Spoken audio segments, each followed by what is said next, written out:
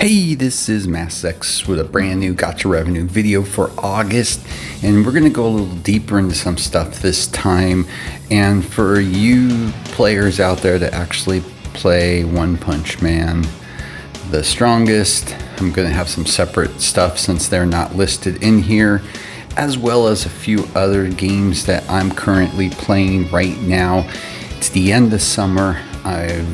For over the summertime, I wiped a bunch off my slate because I was really busy, and I've now picked what I'm going to play currently until at least the global launch of JFK, because I'm really excited for that. I've been playing the Japanese version off and on since it came out. I've actually got a really good account that I've built with little investment, just playing and grinding daily. So I'm going to go ahead and start doing some videos once we get a little bit closer, going back over how to re-roll the different parts of the games, the characters you're going to want. But enough of that. We're going to get down into right now what the revenue looks like. And China got the release of AFK Journey and clocking in at almost 47 million. Pretty nice. They got to be very happy about that. We talk about Love in Deep Space all the time. It does phenomenally well in China, and it's supposed to be a really good game. I haven't played it. It's a husbando game, but Fate Grand Order, the game that will never die. Then global AFK Journey. What the hell? A major jump in that game. Again, kudos to them and the developer. This game is just doing well. I think it's a solid game. I'm not playing it any longer. I just, there's only so many games you can play, but I really did enjoy that game. I think it was a solid outing and one of the most creative idle-based games released in years. So hats off to them. They really do deserve it. We'll just keep going down. There's all the standard ones in there. Let's go ahead and look for the ones that I actually care about. Well, there's Umamusume, Pretty Derby. That will be coming out globally. That game is still doing really good. I'm going to play it when it launches on global. I played the Japanese version a bit, but there was just too much dialogue and I was not feeling the translation when I was playing it at that time. But it's done really well for years overseas. I'll be curious to see how it's embraced globally. It's supposed to be fun. It's definitely different, but let's go ahead and keep going. Summoner's War just keeps plugging away. They have that JJK collab, which I logged into in my account and did some polls on that for some fun just to get the characters. It's bringing in more money for them, so what you would completely expect from an IP like that. Solo Leveling Arise just keeps doing well. I don't see that game dying out anytime. Too many people playing it. Another game that I thoroughly enjoyed, but I just, sometimes you just got to pick and choose and what works best with your scheduling, and that game is not going to work with my schedule. Wuthering Waves took a bit of a dip, but it's still making tons of money. It's not going to go anywhere. Let's go ahead. Heaven Burns Red, one that I'm actually very excited for, coming out globally, hopefully before the end of the year.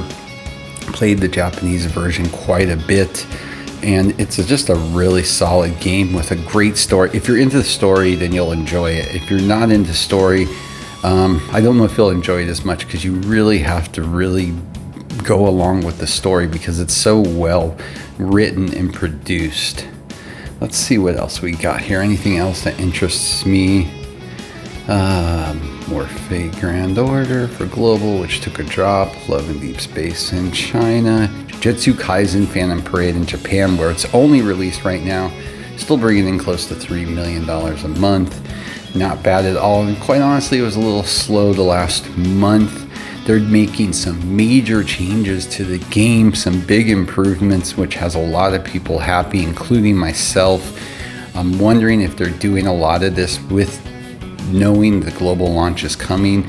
I hope these things will be implemented at time of global launch, because it will make things so much better for that global audience when the game does release. I'm very excited for that. All right, let's see here. Stuff I don't care about. Stuff I don't care about. I'm kind of scrolling through it just in case somebody does. Talking about Netmarble Tower of God New World, still, for an idle game, bringing in over $1 million a month. And we're going to talk about their new idle game release because it's doing pretty damn good out of the gate.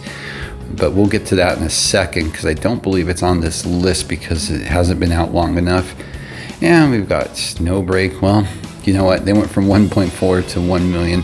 Still got to be happy. They are making so much more money than they were before.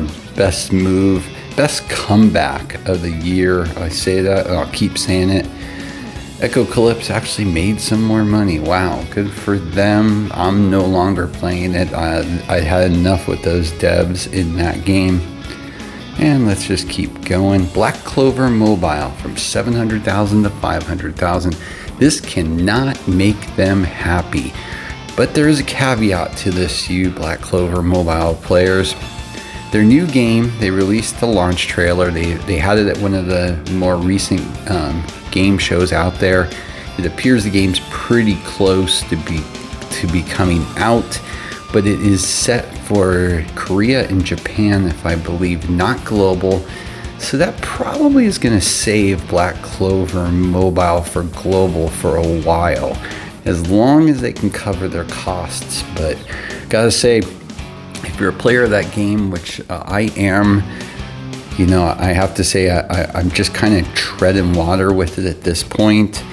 But they definitely have made changes that shows you concerns and cost cutting. It really hasn't taken away from the game at all, but seeing what their revenue is looking like, they have to be very concerned, and they're probably they are putting all their eggs in their basket for their new game coming.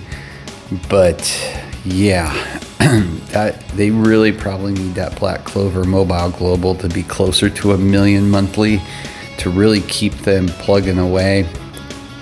But yeah, speaking of that, I know the Japanese Korean versions are barely making any money, and I don't think those are going to last once their new game launches. But enough of that, we'll move on. All right, Tower of Fantasy. Anything else? Eversoul, Neural Cloud, things that just shock me that are still around to this day. And Tillier, that global is not doing well. A really good game. Actually, they basically mirrored it after Heavens Burns Red, but they're just not able to keep it going. I don't think that game may not survive a year. Oh, and there's one I was wondering if it'd be on the list. It had literally not even been out a month yet. Cat Fantasy, I did a video on it.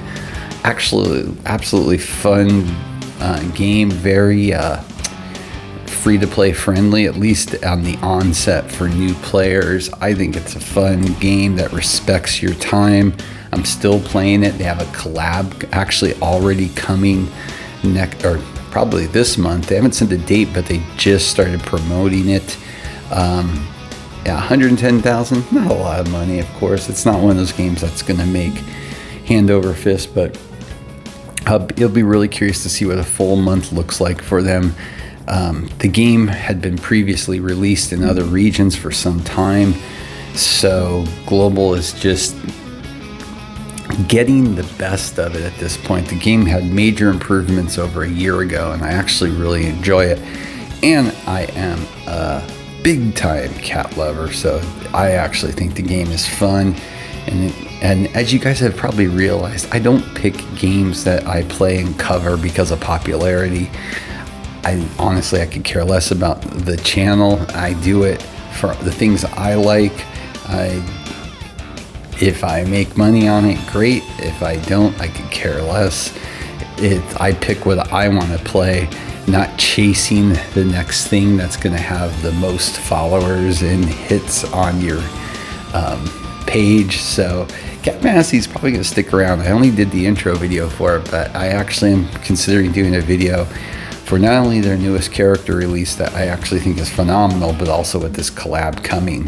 So again, fun game to play, honestly. Danamachi Battle Chronicle. I don't know what they're going to do with that license. They had a really good Danamachi game that has gone to the wayside now because of the Battle Chronicle, and Battle Chronicle just is not holding its own like the last one did. My guess is somebody's got another game in development for Danamachi because it's clearly not holding up. Black Clover Mobile, speaking of Japan, 50 grand. That is just scary bad. Oh, God. One Punch Man World, the biggest disappointment and flop of the year for money invested versus money taken away.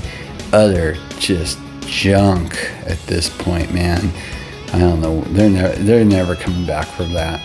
So that looks like that's about it on that one. So one of the games that wasn't on there was Seven Deadly Sins Idol, a game that I had mentioned previously as a new Idol release for Netmarble, and not too shabby, honestly. Definitely does not have the numbers that I actually thought it would. I thought it would be higher, but still, honestly, it's not a big change from some of their other Idol games that they've had. A lot of reskinning, some adjustments, of course. Bringing in basically 3 million, not for a full month, so not bad at all. And I actually think for an Idol game, it's pretty fun. I like how it's currently set up. I think it does have a little ways to go for some improvements, but the ability to not have to spend a lot of time if you don't in that game is really cool. They do it well, and it's got a great IP. Let's just be honest, Seven Deadly Sins IP is going to bring in a certain amount of people. The question is with Idol games is how are they going to do in the long run? I mean, Tower of God New World, I think did the first month about 10 million. And then it really slacked off about 3 to 5 months in or so. Then it's been on an uptick again, and now its monthly is, like I talked about earlier, over 1 million. So if they can get that long term out of Seven Deadly Sins Idol, I think it won't be going anywhere. And honestly, Netmarble seems to have, at least for that, for Idol games, they do have a pulse on what people seem to be driven to, because this is their third active Idol game right now. And then you go ahead and throw in Solo Leveling. They've got some pretty strong stuff that's come out in the last year. So not usually a huge fan of Netmarble. I think their content creator program is kind of garbage, quite honestly.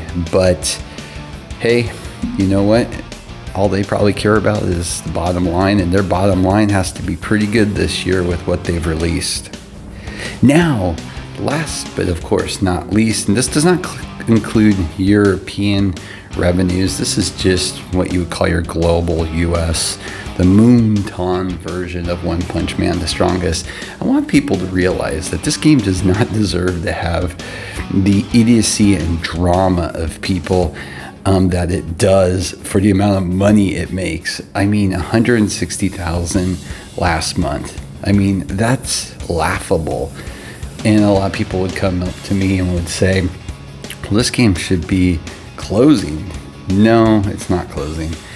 You have to remember how old this game is, the technology, the server costs, that they have everything basically done. It's basically just thrown on. They have a minimal team that has to work on it. They have technically one person that is assigned to community. So yeah, the costs have to be incredibly low. Nothing compared to more recently built games. So yeah, this game will probably sit around. It would have to literally make nothing for them to probably close it down. But again, I just like to show that, this game, it just kills me sometimes. And again, it's in every gacha game. There is the good community and there is the bad community. And the fact of some of the things that go on in this game just kill me, giving the size of its community in a whole. And in the end, that means the percentages are really whacked when you really think about it, when it comes to some of the things that have gone on in this game and some of the people. And maybe it draws out the worst people because they think it has less focus on it, so there's less of a chance to, you know, get your account banned or whatever. But whatever the case is, I think it's absolutely hilarious in the end. But again, just wanted to show people in reality what this game makes compared to the big boys. But that's about it. So yeah, there you go. There's the August revenues. And if there is ever something that you're looking for in particular, you can let me know. I do have some accounts where I don't have, as you saw, I took pictures. I don't have to base everything just off this revenue guide. I do look at a few other sources so I can see, if this guide is correct, because it's also not always perfect, and get an idea if things are skewed too much. But yeah, if there is anything else out there, let me know. If not, as always, like and subscribe. It helps a lot. Have a great day.